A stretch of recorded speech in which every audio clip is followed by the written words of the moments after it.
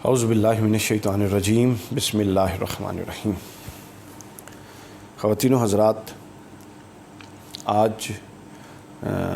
کی نشست میں جو ہمارے پیش نظر ایک بڑا اہم سوال ہے، ٹرینڈنگ ٹاپک ہے۔ انڈیا میں جو حادثہ اور جو واقعہ ہوا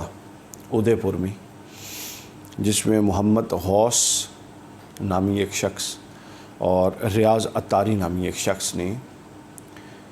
دکان میں گھس کے ایک ہندو ٹیلر کو، جو درزی تھا، اس کو بعض لوکل اختلافات،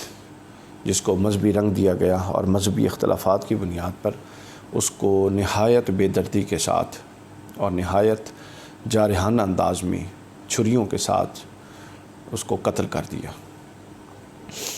پہلی بات تو یہ ہے کہ اس واقعے کی جتنی بھی مذمت کی جائے کم ہے۔ یہ ناقابل برداشت واقعہ ہے، اس کی مذمت کی جاتی ہے، اور اس طرح کے لوگوں کو کیفر کردار تک پہنچانا چاہیے،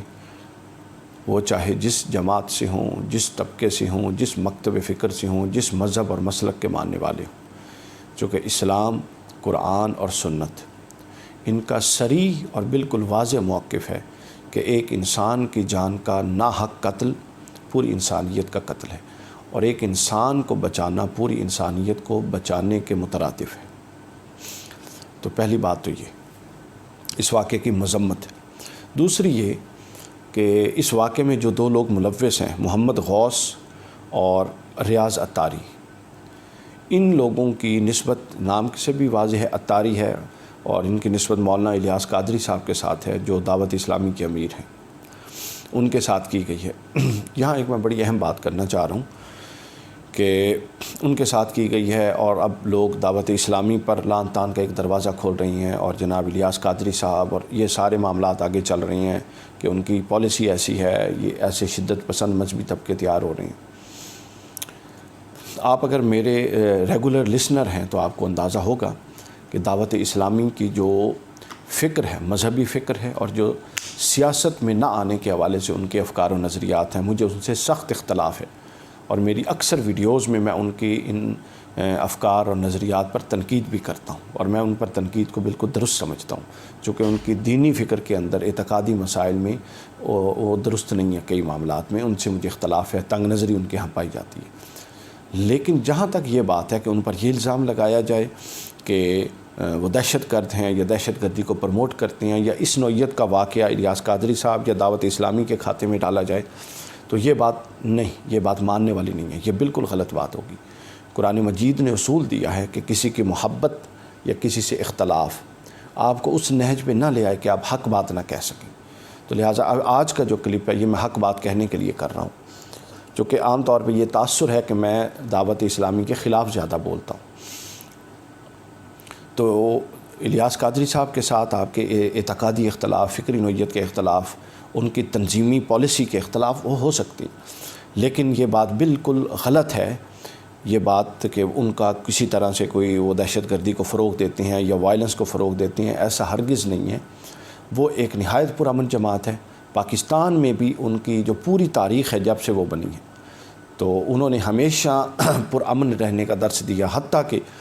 جب سلمان تاثیر کا واقعہ ہوا اور ہماری مذہبی جماعتیں ایک قسم کے اس میں مبتلا تھیں، مطلب شدت پسندی اور جذباتیت میں بہہ گئیں، تو اس وقت دو شخصیتیں تھیں۔ پہلی شخصیت جنہوں نے یہ راہ دکھائی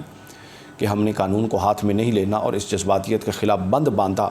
اور پھر اس بند باندھنے کے نتیجے میں ان کا جو حشر کیا گیا پاکستان کے جذباتی لوگوں کے ہاں، وہ سب جانتے ہیں، وہ شیخ الاسلام ڈاکٹر طاہر القادری صاحب کی تھی، اور بعد ازاں پھر تھوڑے دنوں بعد الیاس قادری صاحب کا بھی موقف آ گیا جو بالکل اس کی مطابقت میں تھا۔ تو لہٰذا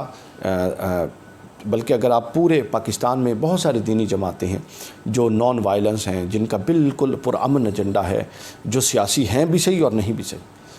مثلا آپ تبلیغی جماعت ہے، ان کی فکر سے آپ اختلاف کر سکتے ہیں، لیکن وہ پرامن لوگ ہیں۔ منہاج القرآن ہے، تحریک منہاج القرآن، جن کا پاکستان عوامی تحریک ہے، منہاج القرآن کا یہ ایک امتیاز ہے کہ وہ صرف مذہبی جماعت نہیں ہے، وہ سیاسی جماعت بھی ہے، وہ دھرنے بھی دیتی ہے، وہ احتجاج بھی کرتی ہے، لیکن اتنا بڑا یہ سارا کام کر کے باوجود، حکومتوں کے خلاف حق معاملے کھڑے ہونے کے باوجود، بین الاقوامی سطح تک ان کی یہ پہچان ہے کہ یہ پرامن لوگ ہیں۔ یہ اصل کردار ہوتا ہے۔ دعوت اسلامی کا معاملہ وہ چونکہ صرف مذہب کا کام کرتے ہیں، ان کی مذہبی فکر میں کہیں وائلنس نہیں ہے، ان کی مذہبی فکر میں کہیں اس طرح کا معاملہ نہیں ہے کہ بندہ معاذ اللہ کا الزام دے الیاس قادری صاحب کو، یہ بالکل ناحق بات ہوگی، یہ بالکل روز روشن ہے، واضح ہے ان کی پوری پالیسیوں سے۔ تو یہ جو یہ کام ہوئے دو بندوں نے کیے، یہ محمد غوث نے اور ریاض اطاری نے، یہ ان کا انڈیویجول معاملہ سمجھا جائے۔ انڈیا کے مسلمانوں کے ساتھ ہمیں ہمدردی بھی ہے، چونکہ یہ جو دو بے وقوف مسلمانوں نے یہ کام کیا ہے، اس کا خمیازہ اب وہاں پر پہلے ہی مسلمان مخالف حکومت ہے، اور وہاں پر پہلے ہی کس نوعیت کی مذہبی شدت پسند جماعتوں نے ایک تماشا بنایا ہوا ہے۔ تو ہمارے کتنے غیر دانشمندانہ لوگ ہیں کہ اس نوعیت کا جب آپ موقع فراہم کریں گے تو پھر وہ اور جسٹیفائی ہو جائے گا جو ظلم پہلے ہو رہا ہے۔ لہٰذا خدا کا نام لیجئے، عقل کو استعمال، میں اس لیے کہتا ہوں کہ جب عقل اور دانش دین سے نکل جائے اور دینی لوگوں سے نکل جائے تو تباہی ہو جاتی ہے۔ تو محمد غوث اور ریاض اطاری کا یہ ذاتی معاملہ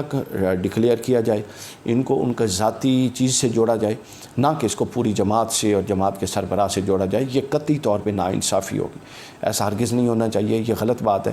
جو بات ایک بندے نے اپنے پورے کردار سے، اپنی پوری تعلیمات سے بتا دی، اس کے خلاف تاثر دینا اور اس کے خلاف ایک یا دو جماعتوں میں کام بہت مشکل ہوتا ہے، جماعتیں چلانی بہت مشکل ہوتی ہیں،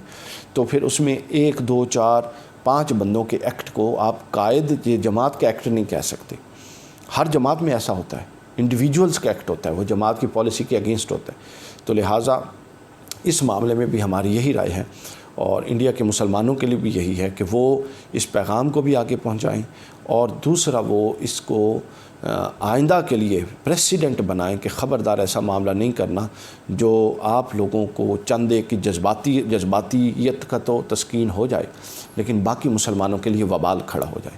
ایسے کام مت کیجئے، دین کو حکمت کے ساتھ ادعو الی سبیل ربک بالحکمہ والموعظۃ الحسنہ، حکمت کے ساتھ دین کے معاملات کو رکھیے۔ آپ نگہبان نہیں ہیں، آپ اس پہ داروغہ نہیں ہیں، آپ پابند نہیں ہیں۔ لا اکراہ فی الدین قد تبین الرشد من الغی، آپ کا کام پیغام پہنچا دینا ہے۔ اگر کوئی نہیں مانتا تو اس کی مرضی ہے، وہ اللہ کے ہاں جواب دہ ہے، اور اگر کوئی اختلاف بھی کرتا ہے، آگے سے مجادلہ کرتا ہے تو اچھے طریقے سے مجادلہ کریں اور پھر اس کے بعد چھوڑ دیں، جھگڑے کی طرف جانے کی ضرورت ہی نہیں۔ قرآن جھگڑے والے حصے کو زیر بحث ہی نہیں لایا۔ اللہ تعالیٰ ہمارا حامی و ناصر۔